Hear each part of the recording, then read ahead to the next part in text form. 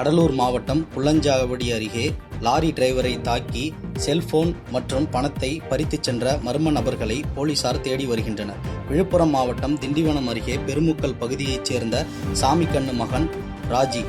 Lorry டிரைவரான இவர் நேற்று இரவு பெருமுக்கல் பகுதியிலிருந்து ஜல்லியை டிப்பர் லாரியில் ஏற்றிக்கொண்டு பாண்டிச்சேரி கடலூர் வழியாக குறிஞ்சிப்பாடி நோக்கி வந்து கொண்டிருந்தார்.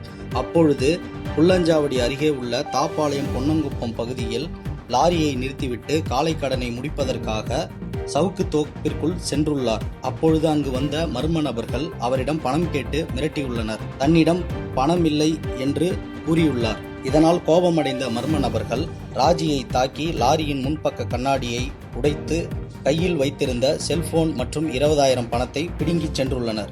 இதுகுறித்து புல்லஞ்சாவடி காவல் நிலையத்தில் ராஜி அளித்த புகாரின் அடிப்படையில் போலீசார் வழக்கு பதிவு செய்து தப்பி ஓடிய மர்ம நபர்களை தேடி வருகின்றனர்.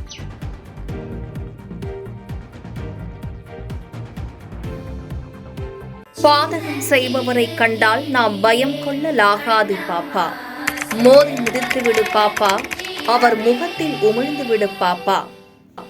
அண்மை செய்திகளை உடனுக்குடன் தெரிந்து கொள்ள இணைந்திருங்கள் எம் நாடு தொலைக்காட்சியுடன்.